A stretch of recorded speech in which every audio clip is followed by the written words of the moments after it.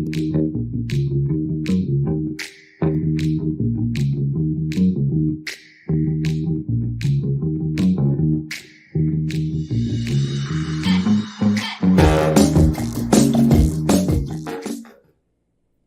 dia, boa tarde, boa noite. Estamos aqui mais um dia no podcast F5 com o nosso visitante Douglas Lucas. Comigo me chamo Sara e a minha amiga, a Emily. Então, o senhor, Douglas, é professor de História e de Artes Iniciais. Além disso, você faz mais alguma coisa? Sim, eu sou voluntário no Clube Palmares. Não sei se vocês conhecem o Clube Palmares. Ele fica lá no Jardim Europa, terminando o Conforto, chegando no Jardim, chegando ali no Jardim Ponte Alta, né? Perto da cabine da Polícia Militar. Subindo aquela rua, a gente tem um clube lá que é um clube negro na cidade, que foi fundado na década de 60, está lá até hoje, e lá a gente realiza diversas atividades voltadas para a luta histórica do clube, que é a luta do movimento negro, né? Que é essa luta antirracista. Então o clube já está lá, a gente tem várias atividades lá, dentre elas alguns cursos, como o curso de educação antirracista e o curso agora que a gente está fazendo de letramento racial, né? Entendo. Então, hoje, nosso tema será, né, a educação antirracista. Então, o que seria essa educação antirracista? Pensar em educação antirracista, antes da gente, né, chegar numa definição, é bom da gente pensar, conversar um pouco sobre outras questões, né? Primeiro, né, a gente pensar qual é a função da escola, né? Para vocês duas. Qual é a função da escola? Por que vocês estão na escola? Assim? Eu acho que te preparar pra vida. Não prepara pra vida, mas prepara pra... né? Não gostei. Mas pra vida, tá certo. Tipo assim... não tá errado nesse ponto pra você. Olha, é uma coisa meio assim complicada, já que é de cada um pra cada um. Mas, tipo assim, ao meu ver, ela educa, tipo assim, ela apenas te apresenta matérias pra você falar assim, toma aqui. Uma delas você vai usar pra sua área de trabalho. Aí que você não vai usar, só simplesmente esquece. Entendi. Tanto que muitas pessoas fazem piadinhas, tipo assim, nossa, a gente aprende básica, assunto que não vamos usar básica. Mas aí depende do que a pessoa vai escolher. Sim. E bem interessante que vocês dois já apresentaram duas visões diferentes. Não, mas eu concordo com ela, porque, tipo assim, ela te prepara pra vida. É porque eu não consegui me expressar. Ela não te prepara pra vida, ela te prepara, igual a Sara falou, pra você, né, por exemplo, se for trabalhar... exercer uma profissão. Sim, com alguma dessas matérias, aí ela te prepara pra isso.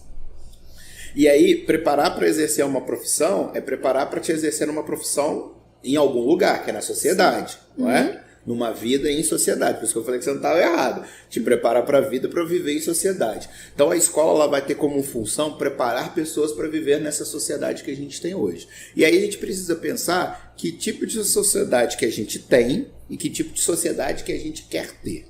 Então são dois pontos importantes.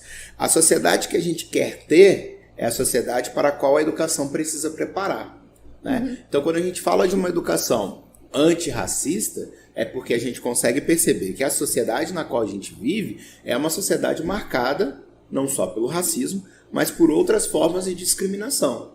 Então a gente vai ter o racismo, a gente vai ter o problema da homofobia, a gente vai ter o problema do machismo, tudo isso gira em torno da nossa sociedade, capacitismo. Então preparar a nova geração para uma sociedade é pensar uma nova sociedade. Pensar uma educação antirracista é pensar uma educação em que as crianças, os jovens, todos vocês, né, possam entrar na sociedade com outras ideias, né, com outro perfil. E aí, como é que a gente vai ver isso? Como é que a gente pode falar isso de uma outra forma? A escola, como uma instituição social, como a igreja, como qualquer outra instituição, ela forma para essa sociedade e muitas vezes dentro da escola, do hospital, do CRAS, de qualquer outro espaço, a gente vai repetir padrões da sociedade. Então, voltando, né? A escola precisa formar vocês para uma sociedade melhor, certo? Para que vocês contribuam para uma sociedade melhor. Mas ela está inserida nessa sociedade na qual a gente vive. Então, isso é importante que a gente entenda. Então, ela vai acabar reproduzindo alguns padrões que são errados que existem na sociedade que a gente vive, né? Então, discutir educação antirracista, além de preparar para novas gerações, é também repensar essa escola na qual a gente vive, na qual a gente convive, né? Eu enquanto professor e vocês enquanto alunos convivem, né? Com os problemas que vocês convivem dentro das escolas também, né? Que a gente vai ver ali e vai assistir. E aí, para adentrar um pouco mais nesse ponto, assim, a gente vai pensando assim, né? Na trajetória escolar de vocês, né? Quantos professores negros vocês tiveram, né? Quantas pessoas negras vocês viram em cargos de direção das escolas das quais vocês passaram, né? Vivenciaram. Quantas situações de discriminação vocês já presenciaram. Então, pensar essa escola, aí um exemplo mais fácil, que tudo isso é para vocês irem pensando aí, né? Mas não vou pedir para vocês responderem não, mas eu pensando. Agora, quando a gente pensa, por exemplo, quando vocês lembram de estudar a questão do negro da escola, qual é o assunto que vocês veem primeiro à cabeça de vocês? O racismo. O racismo. A escravidão. A escravidão, percebe? Sim. Então, dentro da escola, quando a gente vai... E aí, se eu tivesse perguntado antes, quando vocês estudaram sobre a Europa, o que vocês vão lembrar da Europa? Um bando de gente, como posso dizer, preconceituosa, que só via o negro como uma forma de mão de trabalho. Não, isso, uma mão de trabalho. E as mulheres apenas como fábricas de bebês, mais nada. Sim. E aí, isso é uma visão sua já crítica desse processo, né? Sim. Mas foi esse processo que te apresentaram logo de cara? Não. Algumas professoras sim, só que outras elas iam disfarçada. Elas disfarçavam assim, isso, aquilo. Tipo, quando eu era criança, no terceiro, no quarto ano, a gente estava estudando sobre a parte lá, sobre a parte de perseguição da Alemanha. E uma parte também que falava sobre como que fala? Sobre como que foi aqui os europeus chegando aqui, assim, no Brasil. Isso, obrigada. Aí, tipo assim, na primeira vez que ela falou assim sobre o negócio da perseguição da Alemanha contra os judeus, ela até tinha explicado sobre o negócio de sobrenomes, isso, aquilo, só que ela não explicou o motivo. Ela não explicou pra gente que eles estavam sendo perseguidos por serem judeus, por serem quem são. E já na parte de escravização aqui dos índios, ela chegou pra gente e falou assim, aquele negócio muito bem famosinho assim, nossa, vamos fazer o seguinte, você vai desmatar aqui, ó, esse que tá aqui todinho, por esse espelho. Sim. E tipo assim, quando tu vai pegar aqui pegar, não é assim. Porque pra eles a floresta era algo sagrado. Por causa que tinha muitos deuses que representavam ali na cultura indígena. Aí eles chegaram lá e falaram assim, não, vou por troca de espelho. Eles não venderiam a sua cultura e tudo aquilo que acreditavam por uma coisa simples, fútil e que eles nunca viram. E ainda com um bando de gente que, vamos dizer a verdade, europeu era mal cheiroso. Até hoje fede, então imagina antigamente, né? Aí vai chegar assim e falar que eles trocaram isso tudo por um bando de bijuteria por gente estranha, que fala estranho, que tem um cheiro estranho e costume estranho. Então, isso é bem interessante. Emily, você quer falar também alguma coisa? Você lembra de estudar? Não. Isso é bem importante que a gente entenda que muitas vezes a forma como alguns assuntos são apresentados demonstram também... Vamos falar de imparcialidade, né? Eu dou sempre esse exemplo. Vamos imaginar aqui que tem ali na rampa ali do estacionamento de vocês ali, tem um carrinho de bebê descendo. Né? Aí você vai falar assim, não, eu quero ficar imparcial. Eu não vou me intrometer, né? Eu sou imparcial, eu não vou me intrometer. O que vai acontecer com o carrinho de bebê e com o bebê que estava ali? Bom, dependendo da situação, ele vai morrer, né? Então, não existe imparcialidade quando a gente tem relações de poder que existem um que está acima e o outro está abaixo. Então, muitas vezes, a gente pode não falar, né? A gente às vezes não vai falar, mas o não falar, o silêncio também diz muita coisa, né? O silêncio também diz muita coisa. Vou ver se o Rafael consegue até ali depois jogar, que eu volto nesse ponto. Rafael, tem um quadro de 1919 chamado A Pátria. Se você conseguir depois jogar ali na tela, a gente volta para falar sobre essa questão como o silêncio também fala muita coisa. E a escola, muitas vezes, e aí eu não tô falando a escola de vocês aqui não, tô falando a escola no sentido geral, tá? A escola, muitas vezes, ou por falta de conhecimento, né, da professora, do professor, ou às vezes intencionalmente, muitas vezes a escola se silencia em diversas questões. E quando a gente se silencia em diversas questões, a gente está escolhendo um lado, né? Então, às vezes a forma como a gente aborda, e eu também, depois de muito estudar, que você vai mudando, né? A gente está falando, tô falando aqui com vocês, resultado de 6, 7 anos que eu venho me debruçando a mais sobre essa temática. Mas lá atrás eu fiz muita coisa errada também. Então, assim, a gente está nesse processo sempre de construção, de desconstrução, né? Isso é a vida quando a gente tá no magistério. E aí, pegar esse quadro para vocês. Esse quadro aí, eu não vou lembrar o nome do autor agora, eu não vou cometer essa gafe, né? Mas eu acho alguma coisa Bruno, mas eu não vou cometer essa gafe, não. Esse quadro ele foi pintado em 1919, a gente está saindo do período republicano, a gente está saindo do período, né, imperial, e foi para a proclamação da República. Abre um pouquinho mais a tela, Rafael. Isso, aí valeu. Quando a gente olha essa tela como um todo, a gente está vendo mulheres, né? Vocês percebem que vocês estão vendo mulheres ali, né? Uhum. As mulheres, elas estão construindo a bandeira.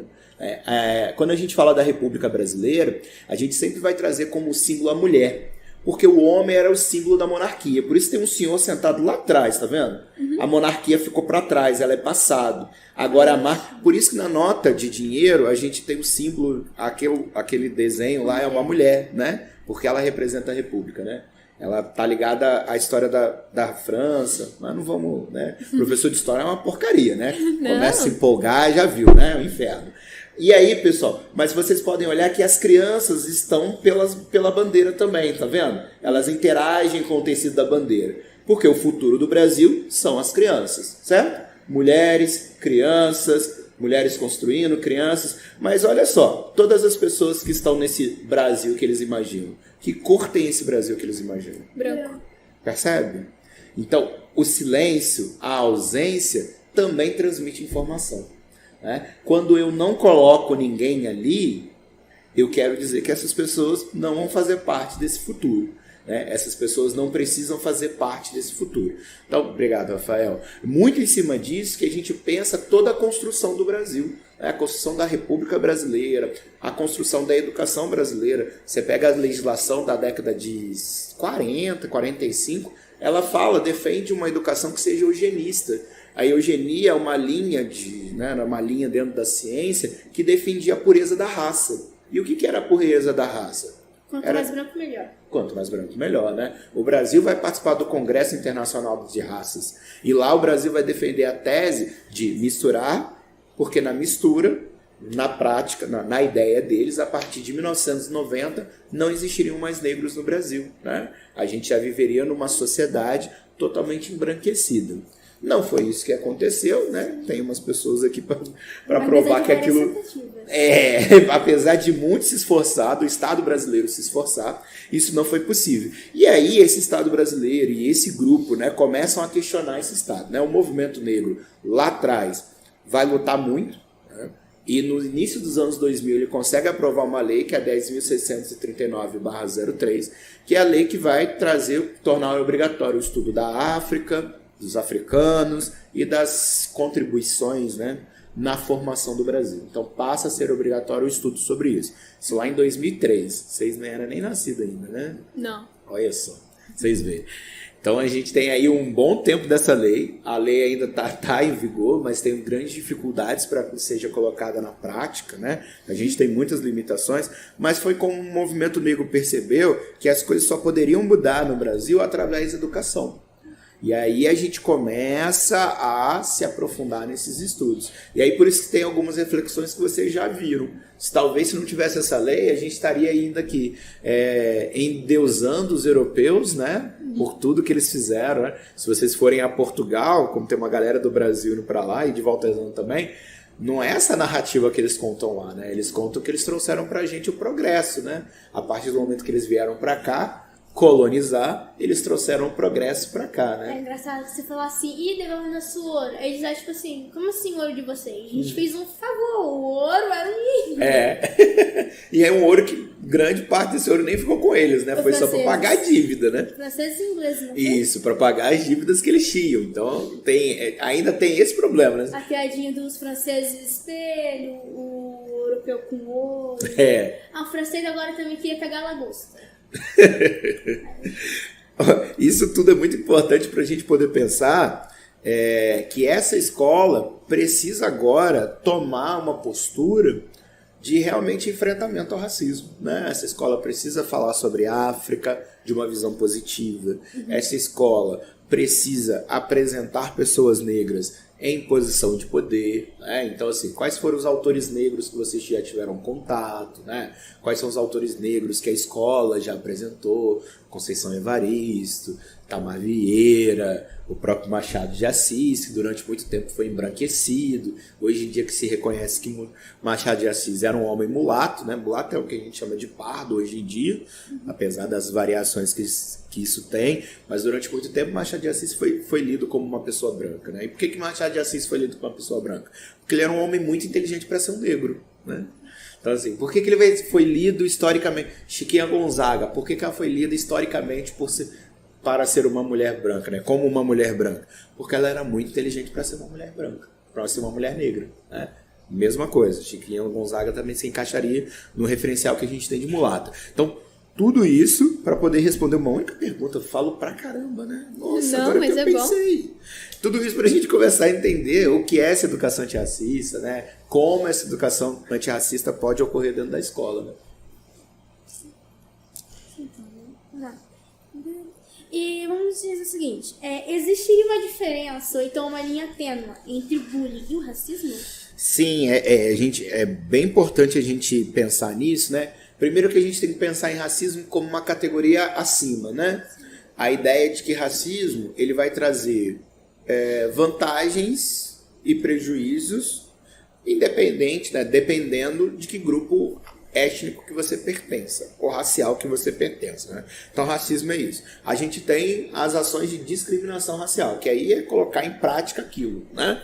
Impedir, barrar, bater e tudo mais. Quando a gente pensa dentro da escola, muitas vezes as situações que são situações discriminatórias racialmente são lidas como bullying. E aí a gente precisa fazer essa diferenciação, né?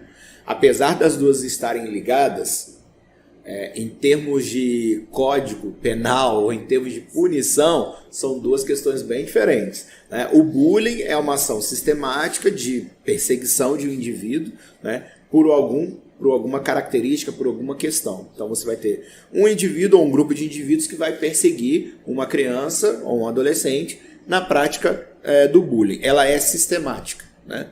Já o racismo, a discriminação racial, ela não precisa ser sistemática, ela pode ocorrer uma vez só, né? Então, quando um colega chama o outro de macaco, né, faz desenho de suástica para atingir essas pessoas negras dentro daquela sala, ele está cometendo um crime de discriminação racial, né? Então, é diferente, é um outro rolê do bullying, né? São duas coisas que são bem sérias, mas que precisam ser enxergadas dentro da escola de maneiras diferentes, né? E tomadas soluções de maneiras diferentes.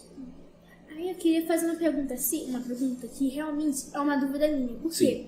Tem duas vertentes de pessoas que falam que racismo acontece só com pessoas negras e outra que fala que acontece também com pessoas brancas. Sim. Tanto que teve um ocorrido ano passado no Big Brother. BBB. Eu não assisto muito, gente, perdão, tá? Eu não assisto televisão. Aí, tipo assim, ocorreu que teve participante que eu nem tava sabendo. Eles falaram isso, foi no dia da consciência negra, que falaram na nossa escola. Que eles entraram nesse assunto e a sala ficou dividida. Por quê? Um participante, ele chegou e falou assim, a gente poderia fazer um BBB só pra pessoas negras. Aí todo mundo olhou pra ele, tipo assim, mano, do que você tá falando? Aí ele falou assim, não, é porque porque ele também era negro, falou assim, a gente já foi muito desvalorizado, a gente devia fazer um programa só nosso. Aí algumas pessoas falaram assim que ele tava fazendo tipo que uma segregação racial, outros falaram que tava certo, outros falaram que ele praticou racismo, e outros falaram assim que ele não praticou porque ele era negro e porque também ele não tava se referindo a pessoas negras, mas sim a pessoas brancas. Então, entrou isso na sala e eu perguntei pra uma professora minha. A professora olhou pra mim e falou assim, Sara, que abobrinha você tá falando? Só acontece racismo com pessoas negras, não com pessoas brancas. Aí, realmente, depois desse dia, que ela tinha falado isso pra mim falou isso antes. Aí, tipo assim, dias depois, aconteceu esse negócio, bateu essa minha dúvida, e eu perguntei, e ninguém conseguiu tirar essa dúvida. Então, qual que seria a sua opinião? Então, vamos lá. Aí vai depender muito de qual conceito que a gente trabalha, né? Então, vamos lá. Partindo da ideia de que racismo é relação de poder, o que isso significa? A gente pensar, né? Que um grupo tem determinado poder frente a outro grupo, certo? A gente está falando de uma relação aqui que é desigual. Se a gente partir dessa ideia de que isso é uma relação desigual, a gente tem um grupo que está acima, que tem mais privilégios, né? Que tem certas vantagens, em detrimento de outro grupo, não existe racismo reverso, né? Não dá para trocar, né? Não tem como esse grupo aqui fazer alguma coisa que mude a estrutura desse grupo aqui. Aí vou dar um exemplo, por exemplo, o Ferrugem é um cantor de pagode, não sei se vocês já ouviram falar, né? Não gravo nomes. O Ferrugem é um cantor de pagode. Aí, há muitos anos atrás, ele no programa da Fátima, ele foi falar uma vez, né, que ele, eu canto samba, mesmo sendo muito discriminado em alguns locais, eu sou um branco que canta samba, e aí falou desse processo de discriminação que ele sofreu. Aí você vai perguntar assim, então isso foi racismo? Isso é racismo que ele sofre?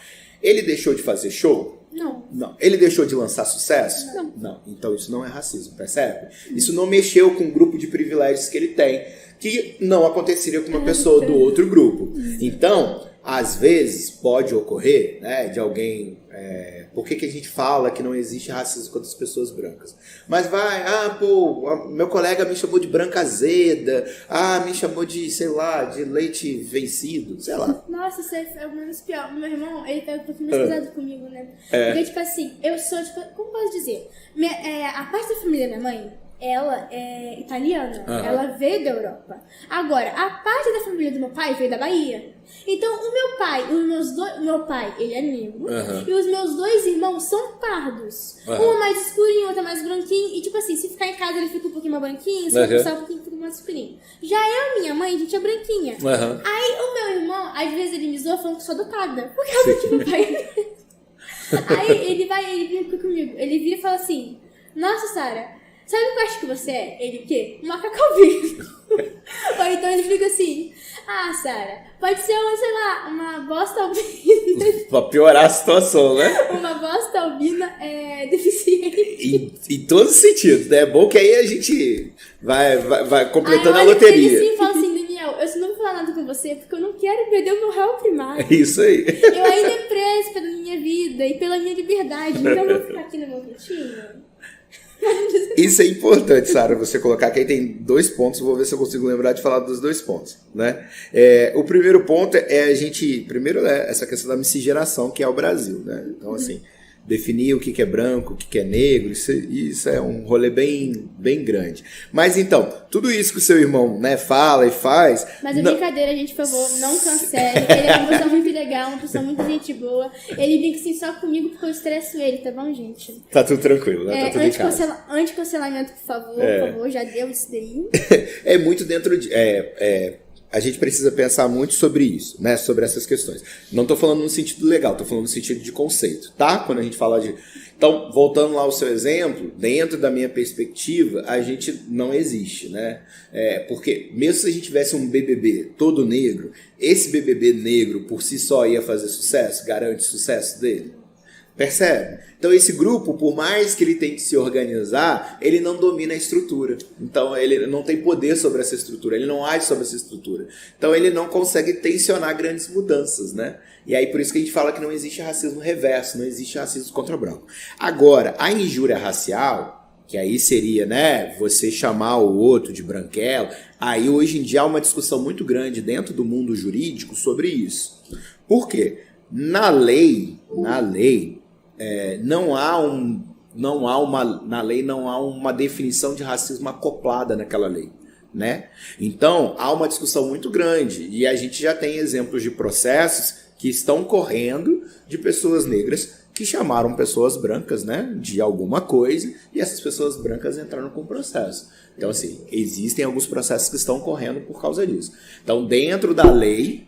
Aí uma pessoa legal para vocês chamarem é a Eliege, que ela é advogada, da OAB, aqui de Volta Redonda, né, cuida da parte de igualdade racial dentro da OAB aqui de Volta Redonda, também é uma dica para vocês aí, até para ela explicar essas diferenças. Dentro da lei aí é outro Paranauê, né?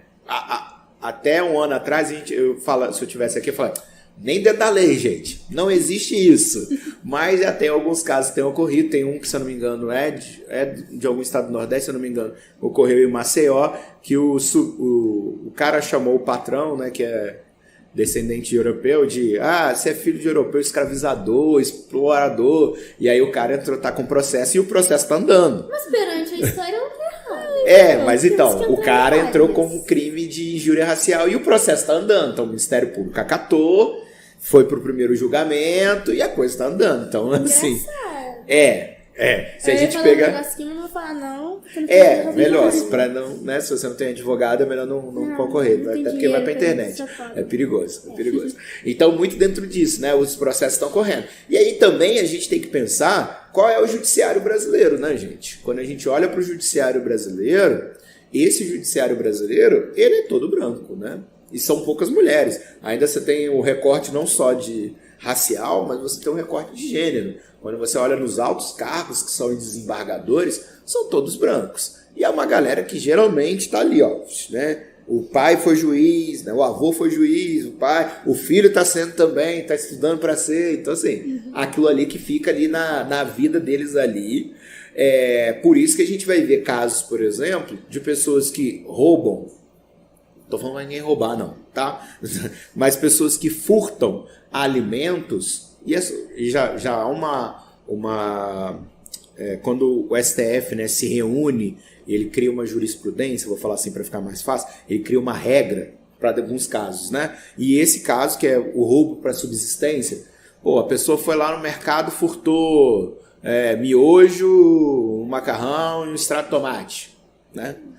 Já se combinou que isso não vai ser motivo de prisão. Isso vai ser motivo para outros tipos de punição. Gente, não motivando roubo, é apenas uma explicação. Roubar é errado. Roubar é errado, a gente não é a favor de roubo. Sim. Isso aí.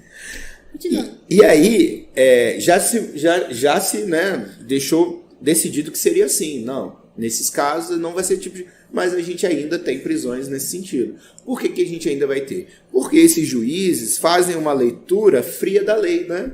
A lei não fala que é proibido furtar? Não, então essa pessoa tem que ser presa. Mas essa pessoa furtou porque ela estava morrendo de fome. Isso é um motivo. Para isso que serve o juiz. Para pegar a letra fria da lei e analisar a letra fria da lei, né? Mas a gente continua tendo casos de pessoas que foram presas nessa situação e que continuam presas nessa situação. Assim, do Ministério Público recorrer a instâncias superiores para libertar uma pessoa que foi presa porque roubou, porque os filhos estavam passando fome. Mas assim, e aí eu volto. Muitas dessas pessoas tiveram uma origem de vida que nunca soube o que é passar fome, né? Nunca sabe o que é passar fome. Então essa pessoa vai ter sensibilidade frente a um caso desse? Não. Muito difícil, né? A gente, por exemplo, quem já pegou ônibus lotado, vocês devem ter pegado ônibus lotado na vida de vocês. Né? Não fala assim, não. Por favor, é um trauma já. Vocês, se existe ali uma movimentação, né, uma briga, por exemplo, uma mudança no sistema de ônibus, vocês vão apoiar, não vão? Sim. Porque vocês vivenciam aquilo ali, percebe? Atrasado o tempo todo, não vem no horário, fala assim, chega até 7h10. Chega às 7h25, não chega no horário. Eu entendi o seu ponto. Entendeu? Quem não passa por isso não vai saber.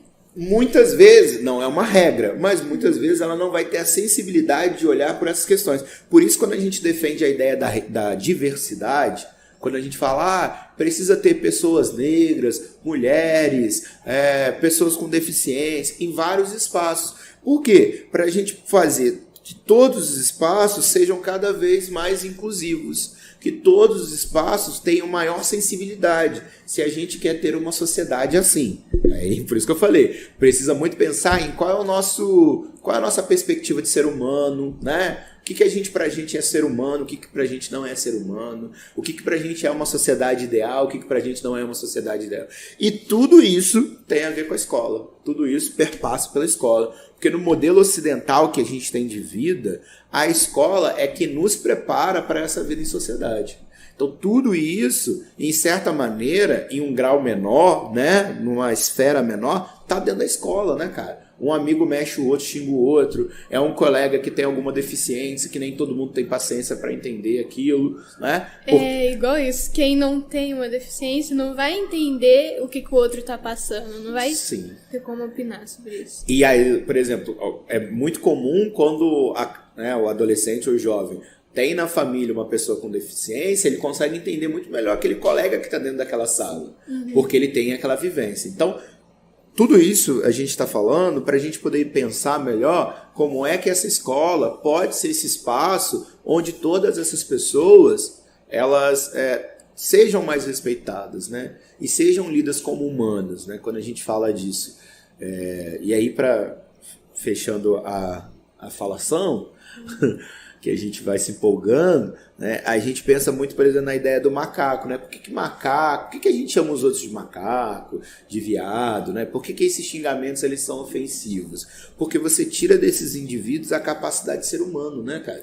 Porque se você chama um indivíduo de animal, você está dizendo o quê? Que ele é um animal, ele é menos que você, né? Então, por mais que possa parecer simplesmente uma brincadeira, né, assim, uma brincadeira inocente, ela tem uma carga histórica por trás, né? Lá atrás, quando se quis provar que os africanos eram inferiores, eles liam esses africanos muito mais próximos aos macacos, né? Então, quando você reproduz isso, você está reproduzindo uma fala que foi feita no século XVIII, XIX, né? Nos anos 20, no século XX vai ganhar mais força, de que seres negros africanos eram inferiores intelectualmente, eram voltados para o crime. Vocês já viram Tarzan? Ou já viram falar de Tarzan? Sim. Tarzan foi um desenho da Disney, né? Mas é uma história clássica. A história de Tarzan está muito dentro desse contexto da época que os europeus saíram para conquistar, né? A África e a Ásia ali, do neocolonialismo ali. Se dá no 9º ano isso, provavelmente. E lá, quando os europeus vão fazer isso, você precisa justificar, né? A saída dos europeus para esses continentes, né? Para a África do Sul, para tudo mais. E uma das justificativas está muito dentro da filosofia, ou dentro do romance do Tarzan, né? Quem era o Tarzan? Tarzan era um homem, um menino, né? Filho de ingleses, que vai lá, os pais são atacados, em cada, né, versão tem não vou pegar do clássico do desenho. Os pais são atacados por uma onça e ele vai ser criado por um grupo de macacos, né, de gorilas lá. E lá depois ele cresce e protege a floresta. Qual era a imagem que se queria passar para a Europa, né? Qual uma das imagens? Isso é uma interpretação, tá, gente? Existem várias. Qual era uma das imagens ou qual era uma das ideias que queria vender para os europeus? Tá vendo? Ó, os europeus são tão puros, que eles podem conviver no meio de macacos. Que mesmo assim eles vão liderar aqueles macacos. Mesmo assim eles não vão perder a sua origem pura europeia. Então os gorilas estão representando o povo... Os africanos. E o Tarzan seria os europeus, que mesmo mesmo convivendo ali no meio, e aí é louco, né? Que ele convive, é criado por eles, depois lidera eles, e no filme, na história, no romance, ele vai para a Europa. E ele se adapta à Europa, né? Aliás, tenta se adaptar à vida na Europa, né? Então é muito dentro dessa ideia, dentro dessa perspectiva, que foi se criado. E muitas vezes a gente vai repetir uma palavra que a gente acha que é só uma palavra, né? Mas ela tem toda uma carga histórica por trás, né? Eu acho, né? Acho que eu respondi. Respondeu, né? Eu acho que... Espero que eu tenha respondido. Aí, tipo assim, uma dúvida também. Perdão, a gente tá falando mais, desculpa. Aí, tipo assim... mas você não tá batendo a mim, não. Você não é... Não. Eu não sou tão inteligente pra isso, não. Aí, é tipo assim... Que algumas pessoas, elas confundem o quê? Que elas querem confundir alguma característica delas pra justificar como elas são. Porque, tipo assim, ano passado, eu estava numa sala, eu confesso, eu era uma pessoa meio contraída, e eu posso dizer que eu era uma pessoa muito grossa. Hoje em dia eu tô tentando mudar, porque meu pai falou assim, Sara, muda, eu quero ser amigos, não quero ficar resolvendo sozinha. Então, tá bom, aí eu tô fazendo isso. Pra ter noção, numa sala de 38 alunos, quase 40, porque alguns saíram, tipo assim, eu conversava apenas com 6. Apenas com 6 pessoas. De 38 alunos, apenas com 6 pessoas. Confesso que é meio que culpa minha, porque eu era uma pessoa muito grossa. Aham. Aí, tipo assim, tinha gente na sala que era, tipo assim, mas não só naquela sala, em todos os anos. E reparava o quê? Que sempre tinha uma pessoa que ela era chata. Ninguém queria ficar por perto. E ela, até nesse ano também. Aí, tipo assim, tem a pessoa... Não ria? Não tô rindo. Tem, tipo assim, a pessoa chega, ela não é uma pessoa fácil de lidar. Uhum. Eu mesmo, alguns tempos atrás, eu era esse tipo de pessoa, que não sou uma pessoa fácil de lidar.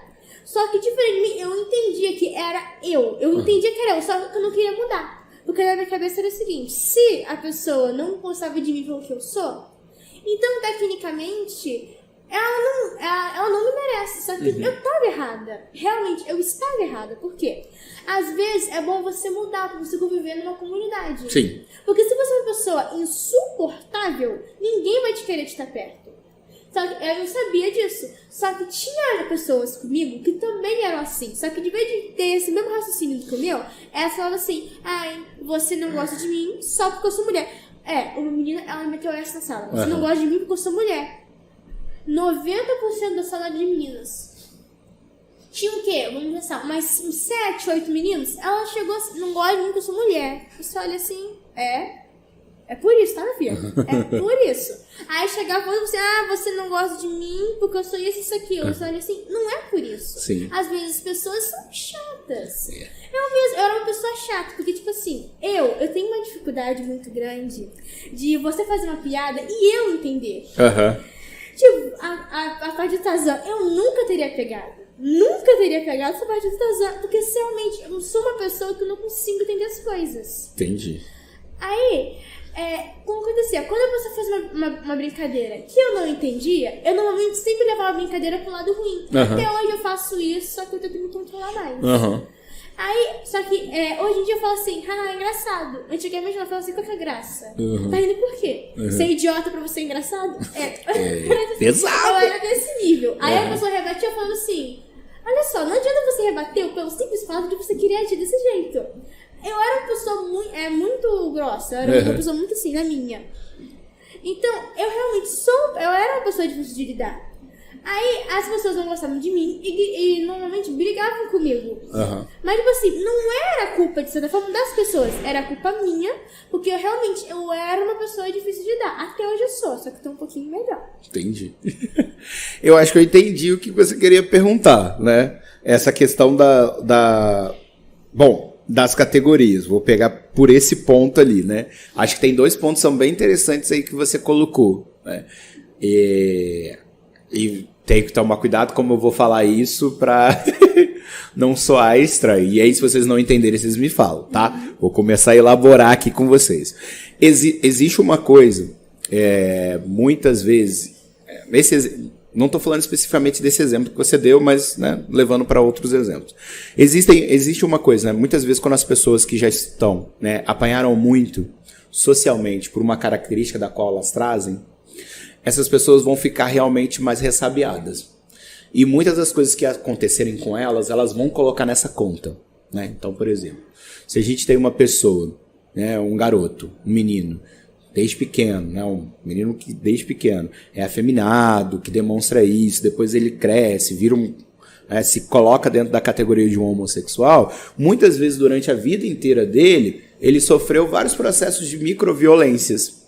E aí, realmente, às vezes você vai falar assim, não gostei de você, né? Eu não gostei de você. Ele já vai achar que é por causa dessa questão. Mas aí, o que eu estou tentando falar é isso. Muitas vezes, é por causa de todo o histórico que ele teve, e aí a gente tem que ter mais paciência para entender. Mas ele pode ser chato. Né? A categoria que ele traz, né? Essas categorias ou essas marcas que ele vai trazer, que não são lidas ou não são bem vistas socialmente, bem quistas socialmente, nem sempre vai ser o principal, mas muitas vezes, aí é o que a gente chama, quando a pessoa tem a consciência daquilo, é que a gente chama da pessoa da cartada, né? Então, por exemplo, eu vim aqui e vocês me trataram mal. Aí eu falo assim, me trataram mal porque fui negro. Porque eu sou negro. Fui não, ainda sou. Tentei ser igual o Michael, tentar dar uma clareada igual o Michael Jackson, mas não consegui. Mas Não vou rir. Mas percebe, eu posso entrar dentro dar essa cartada. Isso é muito ruim porque isso esvazia a pauta. Né? Quando a sua colega fala, você não gostou de mim porque eu sou mulher, isso acaba esvaziando a pauta. Porque para as pessoas que não têm conhecimento, as pessoas que não têm conhecimento nenhum falam, lá, tá vendo? Vitimismo. Lá, mimimi. Né? E aí quando isso ocorre de verdade, aí a pauta já está esvaziada, você não consegue demonstrar a importância daquilo. Então vou tentar. Tá dando para entender? Tá fazendo sentido? Tá fazendo sentido? Sim.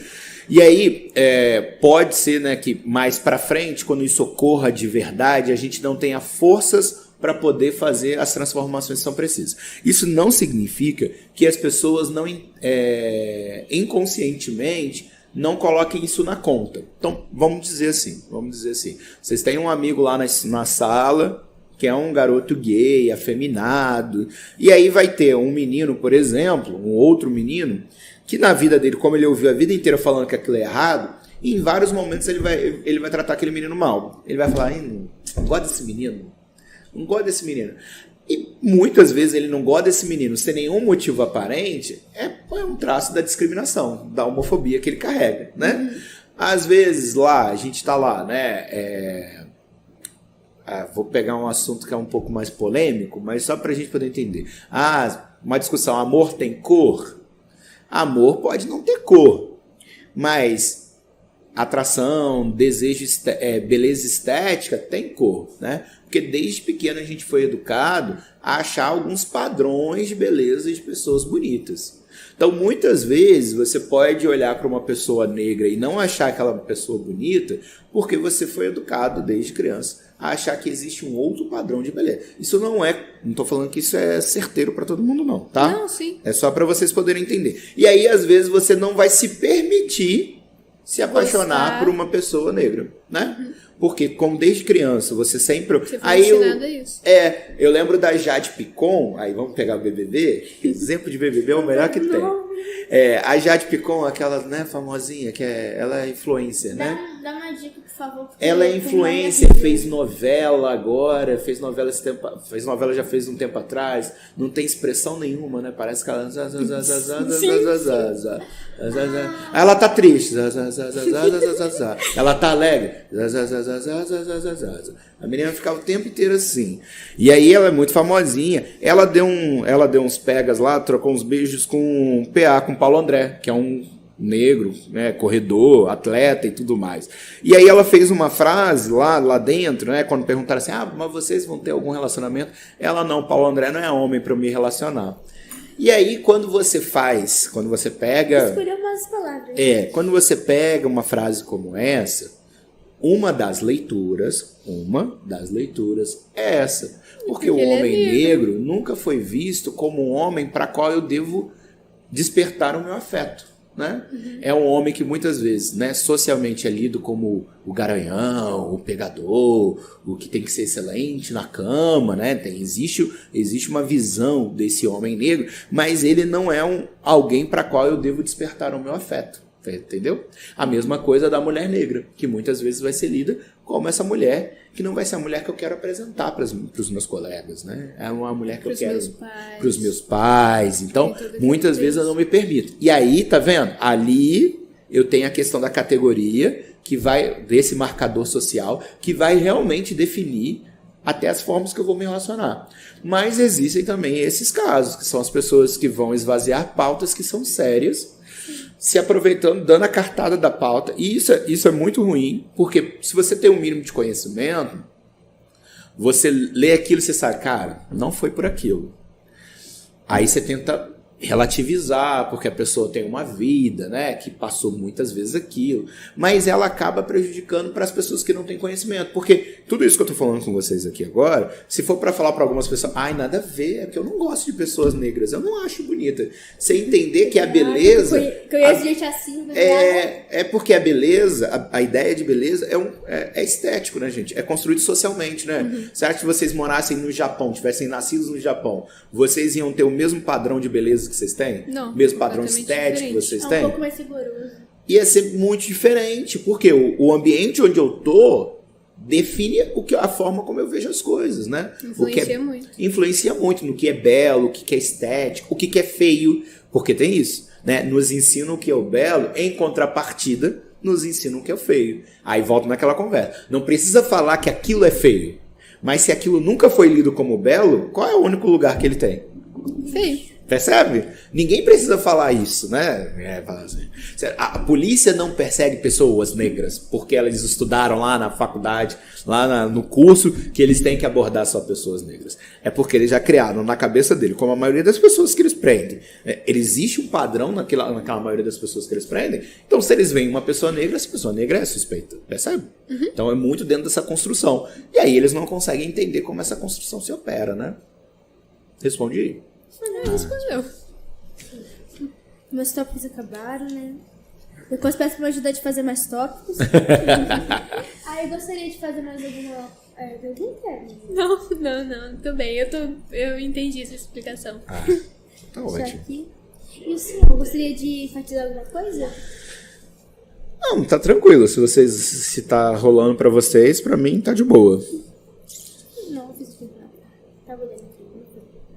Então, gostaria de agradecer a todos que estavam aqui, que visualizaram aqui, que deram curtidas, que se inscrevam, compartilhem com os amigos. Então, agora agradecer a você, Douglas, que veio aqui, se disponibilizou para vir. E é isso, gente. Bem-vindos ao F5. E é isso. Obrigada. Obrigado. Até a próxima. Até a próxima.